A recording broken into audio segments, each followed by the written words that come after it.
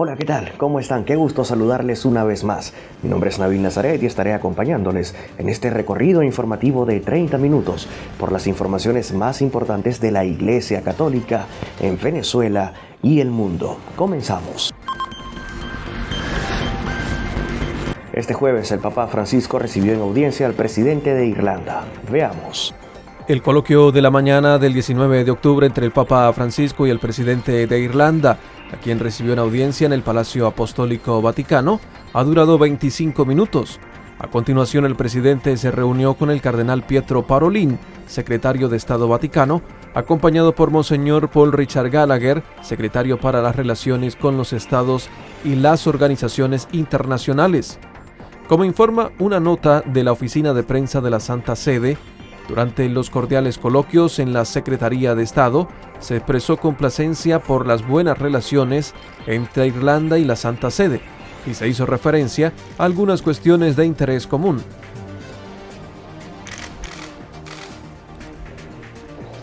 En la continuación de la conversación se abordaron algunas cuestiones de carácter global, como la seguridad alimentaria en los países en desarrollo y el compromiso con la erradicación de la pobreza, la protección del medio ambiente a la luz de la publicación de la exhortación apostólica Laudate Deum, el fenómeno de las migraciones en la delicada situación geopolítica global actual, así como el desarrollo de un multilateralismo que responda adecuadamente a la actual situación internacional. Durante el intercambio de regalos, el Papa Francisco entregó al presidente de Irlanda una pieza de bronce que representa dos manos que se estrechan, con el telón de fondo de la columna de San Pedro, con una mujer y un niño y un barco de inmigrantes. Junto a todo esto, las palabras: llenemos nuestras manos de otras manos.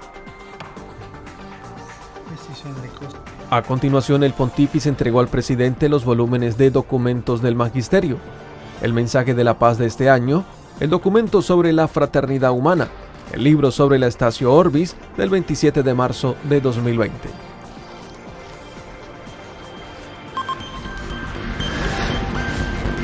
El Santo Padre presidió un momento de oración para migrantes y refugiados de todo el mundo. Habiendo caído la noche de este jueves 19 de octubre y en plena Plaza de San Pedro en el Vaticano, el Papa Francisco quiso hacer una oración por los migrantes y refugiados del mundo, especialmente por aquellos que han muerto en el intento de abrirse nuevos horizontes. Lo hizo acompañado de quienes están participando de la Asamblea del Sínodo de la Iglesia y como trasfondo de este encuentro tuvieron esta escultura del artista Timothy Schmalz. Es una barca repleta de hombres y mujeres a la espera de desembarcar en una tierra desconocida, pero no van solos, sino que sin darse cuenta los acompañan los ángeles. Un escenario de recogimiento en el que el Santo Padre denunció una vez más las atrocidades que sufren millones de personas que muchas veces se ven forzadas a abandonar su propia tierra. Parten engañados por traficantes sin escrúpulos. Luego son vendidos como mercancías. Son secuestrados, encarcelados, explotados y convertidos en esclavos. Son humillados, torturados y violentados. Y muchos mueren sin llegar nunca a su destino. Siguiendo la parábola del buen samaritano, el pontífice exhortó a todos a asumir su cuota de responsabilidad frente a los desafíos que imponen las migraciones, y para eso recordó 4 acciones imprescindibles. Los migrantes han de ser acogidos, protegidos, promovidos e integrados. El Papa además pidió redoblar los esfuerzos internacionales para combatir las redes criminales que explotan a los migrantes y darles más seguridad en sus desplazamientos. Las rutas migratorias de nuestro tiempo están pobladas por hombres y mujeres heridos y abandonados medio muertos, por hermanos y hermanas cuyo dolor clama ante la presencia de Dios. A menudo son personas que escapan de la guerra y del terrorismo, como vemos lamentablemente en estos días. De hecho, en el momento de oración participaron refugiados de Camerún, Ucrania y El Salvador. Por ellos y por millones de otros en el mundo, Francisco elevó sus manos al Padre. Padre, ¿no? Que sei. Durante la oración por migrantes y refugiados, el Papa Francisco pidió ampliar los canales de migración regular. Veamos. Frente al monumento al migrante que está en la plaza de San Pedro, al anochecer, el Papa dedicó una oración por todos aquellos que se han visto obligados a huir de su país. Los miembros del sínodo también participaron. El Papa hizo referencia a los traficantes sin escrúpulos que se aprovechan de la precariedad de los migrantes y refugiados. È necessario moltiplicare gli sforzi per combattere le reti criminali che speculano sui sogni dei migranti. Ma è altrettanto necessario indicare strade più sicure. Per questo bisogna impegnarsi ad ampliare i canali migratori regolari. Francisco lamentó que las rutas migratorias de nuestros tiempos estén pobladas de hombres y mujeres heridos y medio muertos. Per molti purtroppo è troppo tardi e non ci resta che piangere sulle loro tombe, se ne hanno una. O il Mediterraneo è finito per essere la tomba, ma il Signore conosce il volto di ciascuno, non lo dimentica. El Papa pidió un momento de silencio por los migrantes que han fallecido en el trayecto o han sido esclavizados.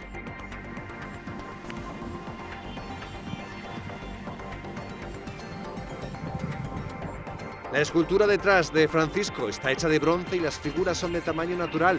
Representa un grupo de migrantes de distintos orígenes y periodos históricos sobre una balsa y entre ellos se pueden ver las alas de un ángel.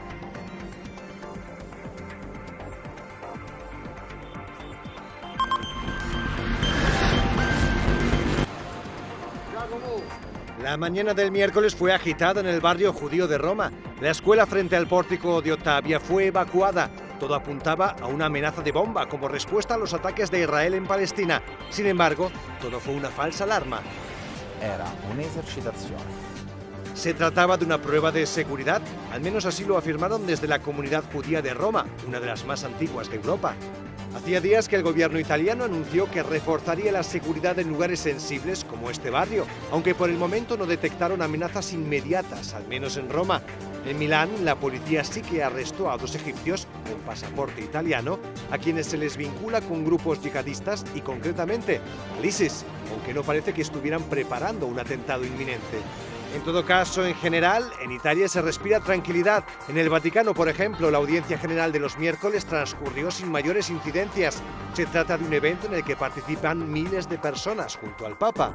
Y en toda Europa se ha incrementado la seguridad y aquí en el Vaticano también ha sucedido lo mismo, pero es una cosa natural. Seguramente c'è molta più sicurezza. Ciertamente hay mucha más seguridad desde un punto de vista muy positivo con las cosas que acaban de ocurrir. Ahora Bruselas.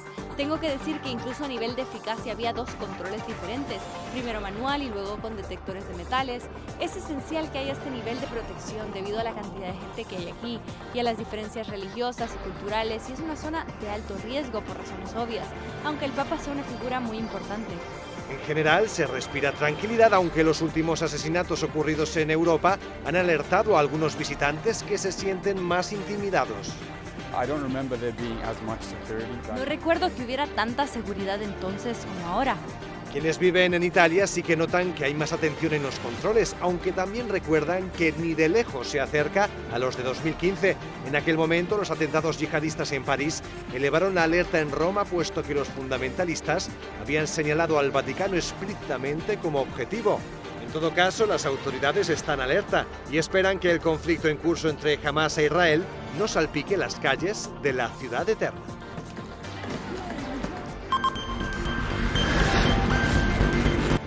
El Papa Francisco se reunió con una religiosa de los Estados Unidos a la que se le pidió interrumpir la pastoral LGTBQ+.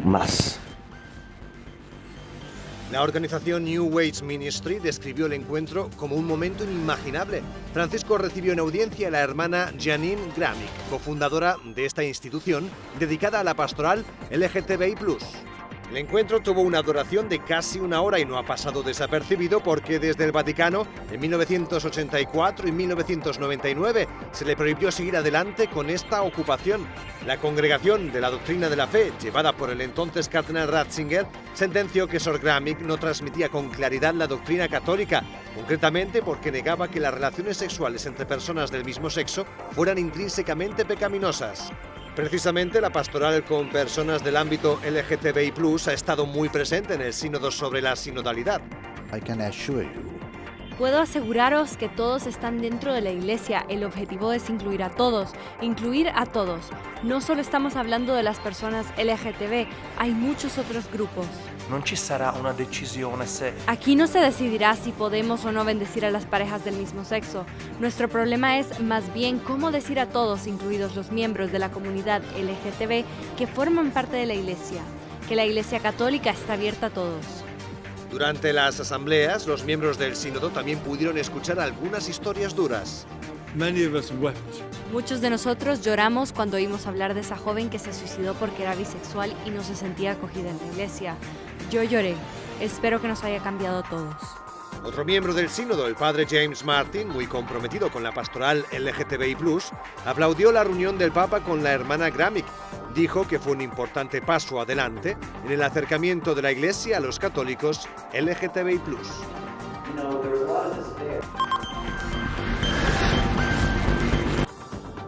El Congreso Judío Mundial pidió al Papa Francisco usar su influencia para la liberación de rehenes en zonas de conflicto. Veamos.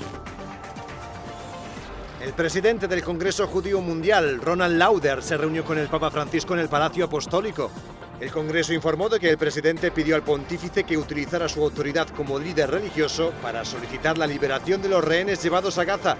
Lauder describió al Papa como la única persona que tiene la autoridad moral para hacerlo. No es la primera vez que Francisco se reúne con el presidente y otros miembros del Congreso.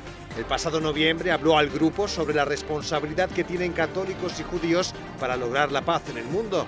Alle nostre due comunità di fede è affidato il compito di lavorare per rendere il mondo più fraterno, lottando contro le disuguaglianze e promuovendo una maggiore giustizia affinché la pace non rimanga una promessa dell'altro mondo, ma sia già in questo.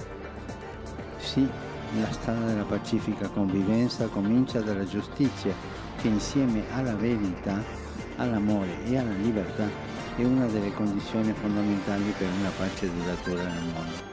Este encuentro entre el Papa y el presidente del Congreso Judío Mundial también marcó un paso más en las relaciones entre ambos. A partir de ahora, este organismo tendrá una oficina de representación ante la Santa Sede en territorio vaticano.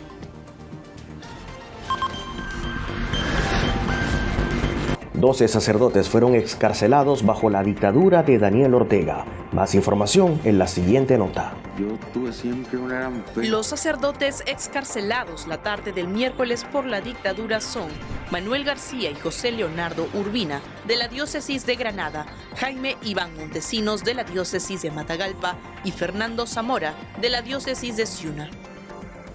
También excarcelados los presbíteros Osman Amador, Julio Norori, Iván Centeno, Yesner Pineda, Álvaro Toledo y Eugenio Rodríguez, todos de la diócesis de Estelí. Completan el grupo de sacerdotes liberados Cristóbal Gadea, de la diócesis de Jinotega, y Ramón Angulo, de la diócesis de Bluefields. En un comunicado con fecha 18 de octubre, el régimen de Daniel Ortega indica que luego de sostener fructíferas conversaciones con la Santa Sede, se logró un acuerdo para el desplazamiento hacia el Vaticano de los 12 sacerdotes que por distintas causas fueron procesados y que han viajado hacia Roma, Italia, la tarde del miércoles. En el texto, el gobierno informa que el acuerdo se logró con la mediación de la Iglesia Católica en Nicaragua y en el Vaticano. Entre los liberados no está Monseñor Rolando Álvarez, obispo de Matagalpa, quien cumple una sentencia de 26 años. El Vaticano confirmó que está a la espera de la llegada de los presbíteros este jueves por la tarde. Serán recibidos por un funcionario de la Secretaría de Estado. Se alojarán en unas instalaciones de la diócesis de Roma, informó el portavoz vaticano Matteo Bruni.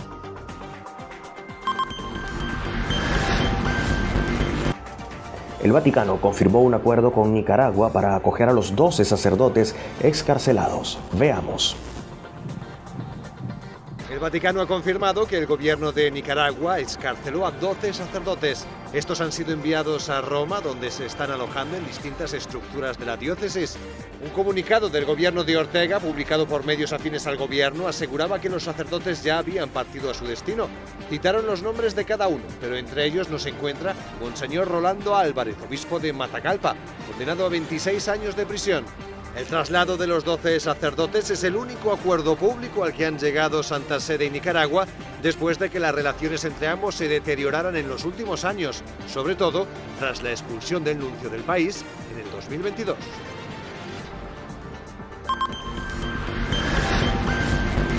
Y ahora una buena noticia. Se cumplen 97 años de la Jornada Mundial de Misiones. Cada donativo cuenta. Casi 100.000 diócesis de todo el mundo reciben el apoyo de las obras misionales pontificias. En América Latina, Asia, África y Oriente Medio, los misioneros sirven en zonas donde la Iglesia Católica es pobre, perseguida o joven. Y hay un mérito importante en salir de ese lugar donde me siento cómodo para servir de manera desinteresada a quienes no conozco. Esto es en esencia un servicio desinteresado que surge del amor y de la entrega a los demás, y por eso es importante valorar el trabajo de los misioneros. Cada tercer domingo de octubre, las iglesias católicas de todo el mundo recogen una ofrenda especial para apoyar a las comunidades misioneras. El padre Harrington asegura que cada pequeño donativo cuenta. Cada año, cada diócesis misionera recibe lo que se llama un subsidio ordinario, unos $30.000. Permítanme decirles que la gente en Estados Unidos puede pensar, bueno, ¿qué hacen realmente con $30.000? Pues miren, acabo de regresar de Etiopía y allí con $10.000 se pueden pagar los sueldos de los sacerdotes de 2 diócesis durante 4 meses. Se trata de los estipendios de las misas que llegan de Estados Unidos. $30.000 son fundamentales para el funcionamiento de una diócesis.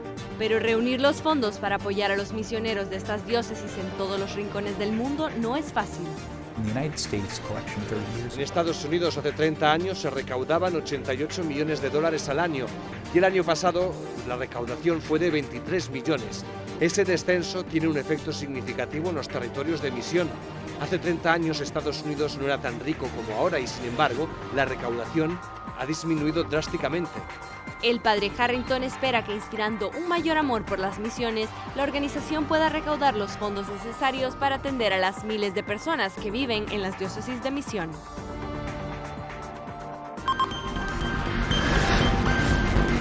El sínodo sigue avanzando en el Vaticano. En medio de la polémica, la Iglesia Católica requiere saber cuáles son sus preocupaciones más verdaderas. Veamos.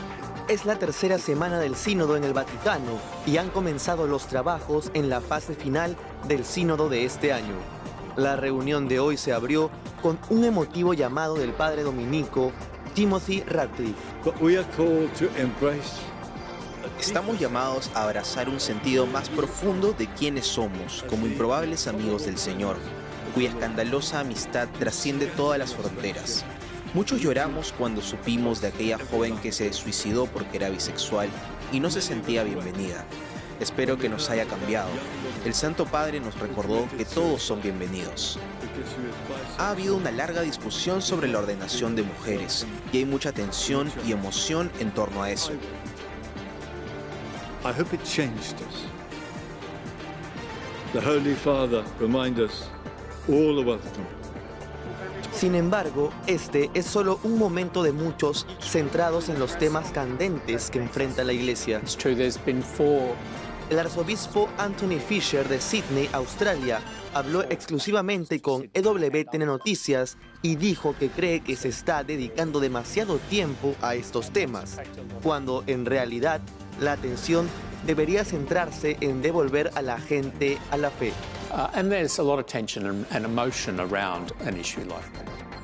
Para Fisher, sin embargo, el gran problema es otro. El gran problema para la Iglesia hoy en día, particularmente en las culturas que conozco, en el mundo occidental, tenemos el surgimiento de los irreligiosos, aquellos que dicen que no tienen fe. Lo vemos en las encuestas cuando marcan la casilla de no religión. La mitad de los jóvenes, en muchas muestras de las encuestas, dicen que no tienen fe, hasta más. Esto es mucho más serio que jugar con los límites del 0.00001% de las mujeres que quieren ser diáconos. Es trivial si se considera la enorme pérdida de fe que estamos viendo en una generación. It's trivial compared to the huge loss of faith that we have happening, particularly in whole generations at the moment. Los sentimientos del arzobispo fueron compartidos por su compañera australiana y participante en el sínodo, la profesora Renee Kohler-Ryan. Ella habló ayer en la conferencia de prensa del sínodo. Dijo que el tema del sacerdocio femenino es un tema de nicho que no refleja las necesidades de las mujeres de hoy. Como mujer no me concentro en absoluto en el hecho de que no soy sacerdote. Creo que se pone demasiado énfasis en esta cuestión y lo que sucede cuando ponemos demasiado énfasis en esta cuestión es que nos olvidamos de lo que necesitan las mujeres, en su mayor parte, en todo el mundo. Es decir, que uno no puede lograr una seguridad. Esta semana, el Papa Francisco también habló directamente sobre el sínodo en una entrevista con la televisión española. Habló de cómo la Iglesia debe avanzar. La Iglesia tiene que cambiar.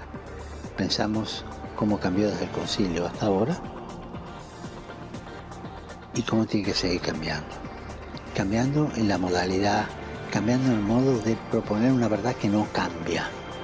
Tiene que ser abierta y tiene que ir cambiando a medida que los desafíos le vayan presentando cosas. De ahí que el núcleo de su cambio es necesariamente pastoral, sin renegar lo esencial de la Iglesia. Esta semana los participantes también están trabajando en el informe final del sínodo para esta sesión.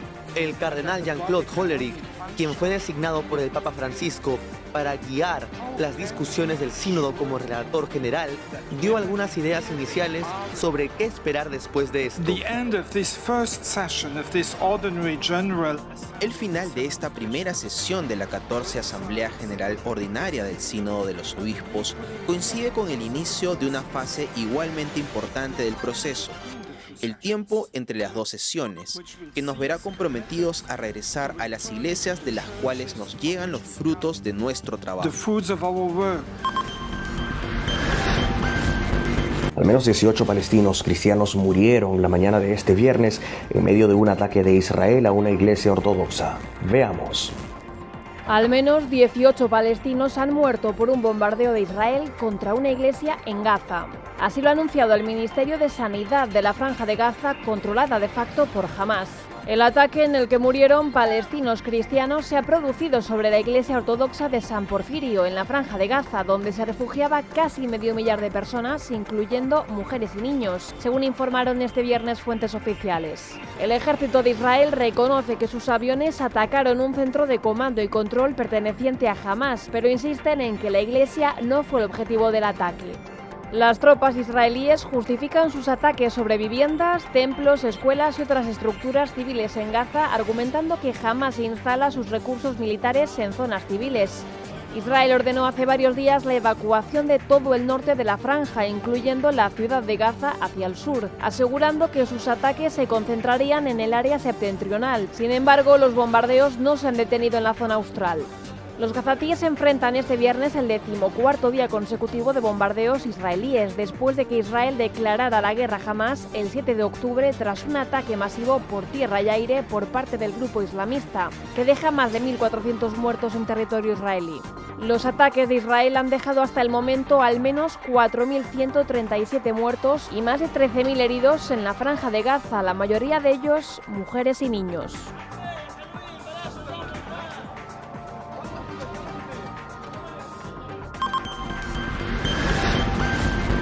San Juan Canciocchetti fue un sacerdote polaco, escolástico, de gran prestigio que durante años se dedicó a la educación. Conozcamos un poco más acerca de su vida.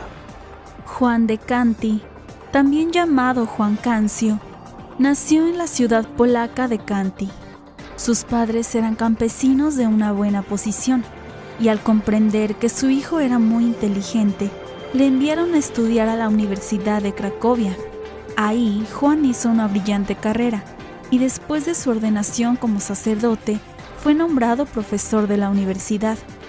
Como llevaba una vida muy austera, sus amigos le aconsejaron que mirara por su salud, a lo que él respondió, simplemente que la austeridad no había impedido a los padres del desierto vivir largo tiempo. Se cuenta que un día, mientras comía, vio pasar frente a la puerta de su casa a un mendigo famélico. Juan se levantó al punto y regaló su comida al mendigo. Cuando volvió a entrar a su casa, encontró su plato lleno. Según se dice, desde entonces se conmemoró ese suceso en la universidad, dando todos los días de comer a un pobre. Al empezar la comida, el subprefecto de la universidad decía en voz alta, «Un pobre va a entrar». Y el prefecto respondía en latín, «Jesucristo va a entrar». El éxito de San Juan como profesor y predicador suscitó la envidia de sus rivales, quienes acabaron por lograr que fuera enviado como párroco a Olcus.